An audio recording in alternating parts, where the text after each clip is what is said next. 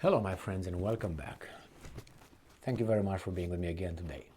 Supposedly we, humans, are herd animals and we like to belong to the herd.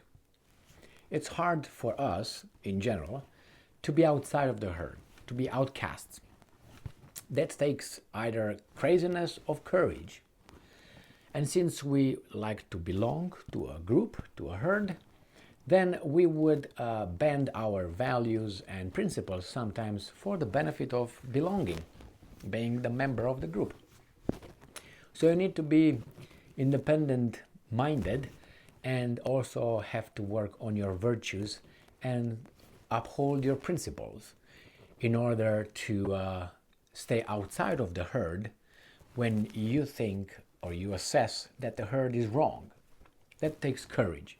A lot of people compromise with this and say, if I express my opinion on my beliefs or my values that will not or will be criticized by the herd, I will be an outcast, but I will be intact. Therefore, they say, okay, I'm gonna drop my values. I will dilute them. I will dilute myself actually to belong to something lower than just being outcast. It takes courage, intelligence, and it takes a lot of a feeling of power to be able to know that you're an outcast, but knowing the reasons why. Obviously, if you're just a person who just wants to be different with no important or valuable reasons, then you can be like that. But what I'm trying to say, and it's not me saying, is studies, we are herd animals and we like to belong to groups. And we are cowards in general. Why are we cowards? Because we don't know. So the more we don't know, the scared we are. Unless we cross that little threshold of so much ignorance that we don't even know what's going on with us. But I'm not talking about that level yet. So the more you know the limits of life, what is possible, what's likely to be possible and what's not, you're not afraid when certain things show up in your life or your community's life. You'll be the most courageous because you know that can't go that way. I've seen this before. But people who have never seen this before, they're afraid. Unless, obviously I'm making it a certain way so I make a point. I mean, we can discuss this years. So why did I start this? I started this because I have the government of Italy. And as you know, over there is Berlusconi, Silvio Berlusconi. And Silvio Berlusconi is not a good dude, according to the Western media, because he shook Putin's hand and they're buddies. So must be a criminal as Putin must be a criminal. So they're both criminals. Nevertheless, Berlusconi doesn't give up about it. And why is not? Because that's the way he wants to be. And you can portray him however you want to portray him. He's going to be himself. He's 1,000 years old. He's got tons of money. He's himself. He might be sleazy. He might be corrupt. He might do this and that. But at least is himself to a certain extent. So what happened now? It happened that this Berlusconi made this claim, which is a, nowadays could be a criminal offense or something. Reuters says that Italy's Berlusconi says he wouldn't seek meeting with Zelensky if prime minister. All right, this article comes from today, February the 12th, 2023. Do you see this picture? Do you think this is a good picture? I don't think it's a good picture. Do you think this picture is a coincidence? Or they just closed their eyes and picked it like that, like from a hat or something?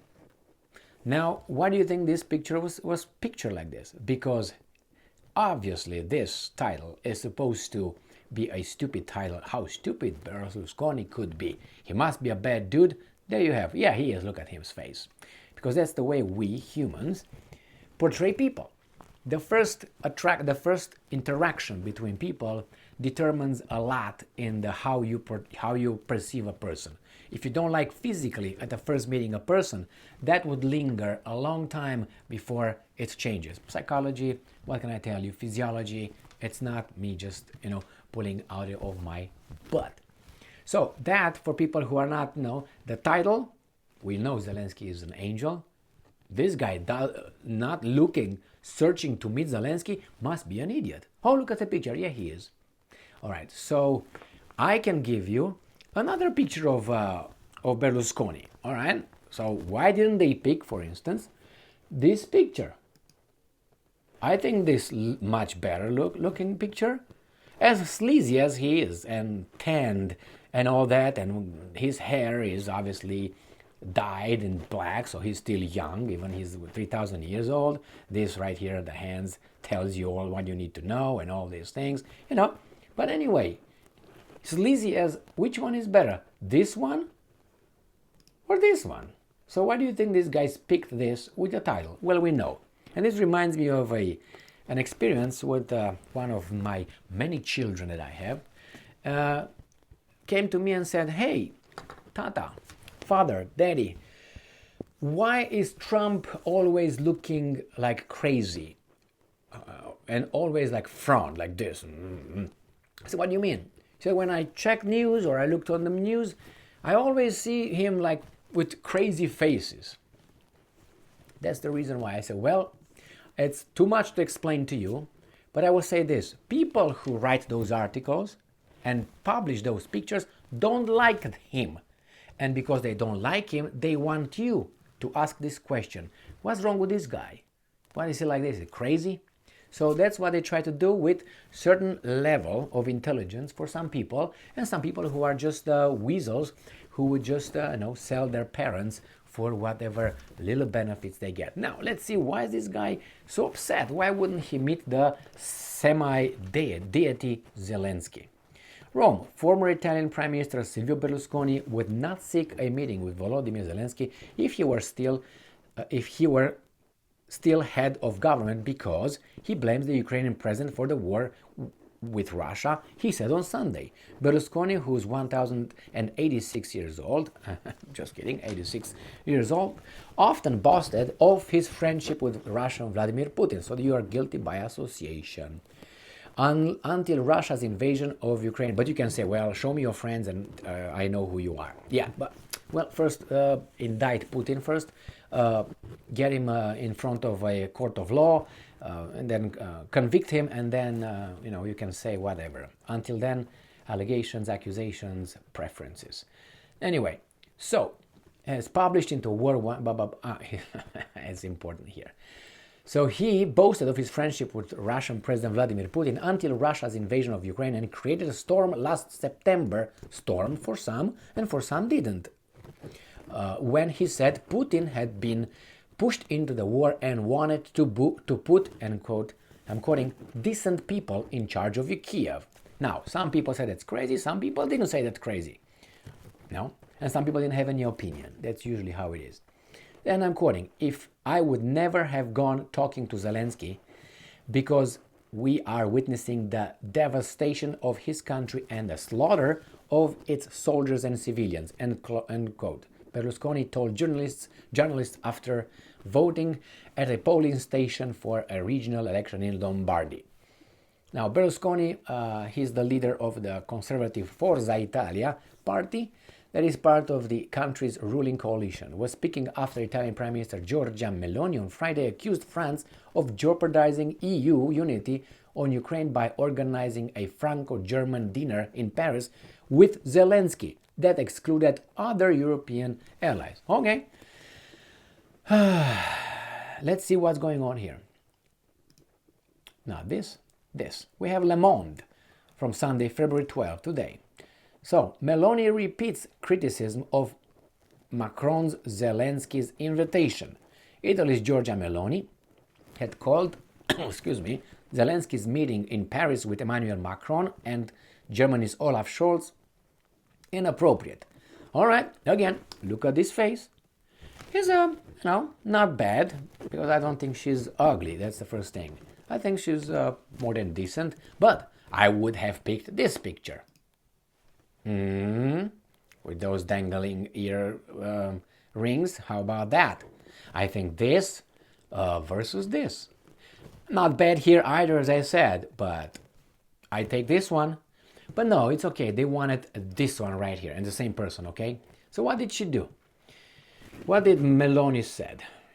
Italian Prime Minister Giorgia Meloni on Friday, February 10th, again criticized France's decision to invite Ukraine's President Zelensky to Paris earlier in the week, where she said other European leaders were missing. And I'm quoting, "Had I been invited to the Elysee Palace for the meeting with Zelensky, I would have advised them not to hold this meeting," end quote. Meloni told journalists at a press conference following the EU summit in Brussels.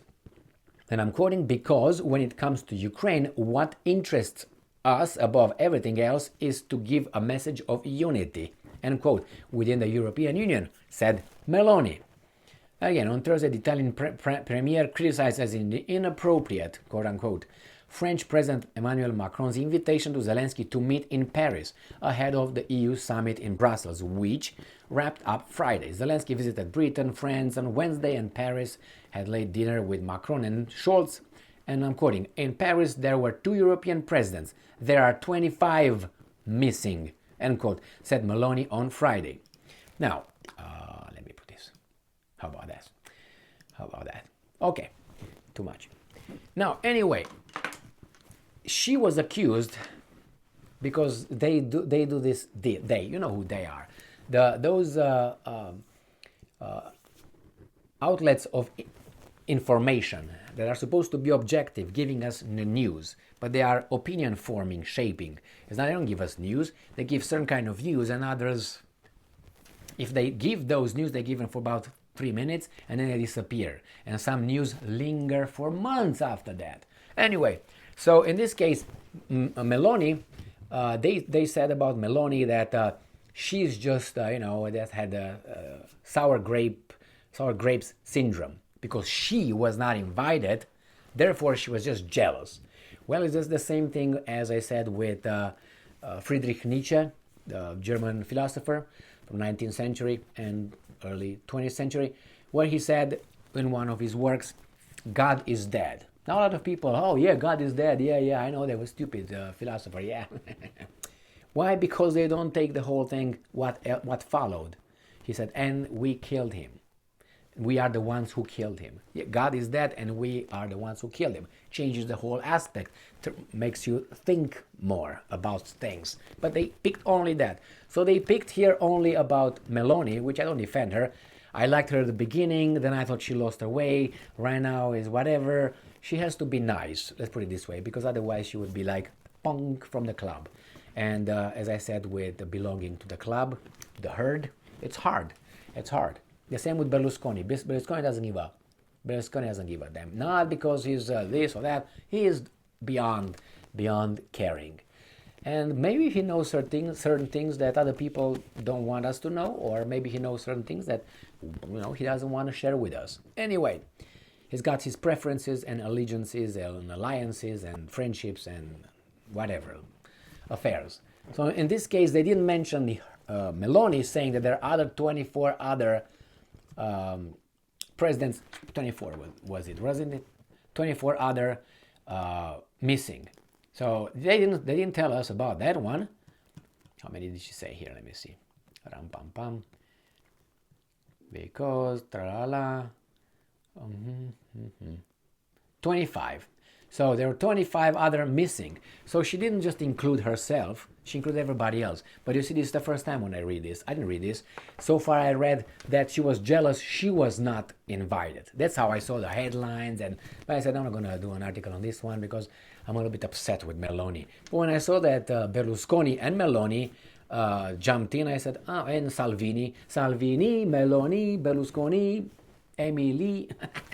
No, so these guys seem to try to at least halfway go to say the emperor has no clothes. That's what they are. They're not yelling, "Hey guys, you're just naked. You don't have any clothes on." They're not saying that. They say, hey, I think that this guy might not be fully clothed. You go halfway. Why? I told you, the club. And not only the club can promote you and can work at your legs. And then you go flat on your face. We've seen this in politics. Why do you think Macron stopped talking to Putin? He was warned. He was told. Remember, Macron used to talk to Putin every day. Until one day when he was I can't remember, I don't think it was Zelensky, but maybe it was Zelensky. A Ukrainian anyway. He said, what's up with you? Why do you have to talk to Putin all day? Why do you have to talk to him? Like, by talking to him, you are somewhere associating yourself with. You know what Macron did? Instead of saying, shut up, like you sleazy balls, he didn't say that. He said, he knew better. He shut his mouth for about a month and a half or more, and then he said a little bit something with Scholz together. A month and a half, he didn't contact Putin. After Zelensky, a guy who lives in Ukraine, and he's where he's at, he told the France République de France. Really? Les enfants de la patrie. Yeah, thank you very much. So he's a sleaze balls as well. Or a weasel, or a bottom feeder, or a whatever you want to call him. So, and let me let you in a positive mood. Thank you very much for being with me again today. Stay strong, stay smart, look for the truth, and be just. Or with the Berlusconi better?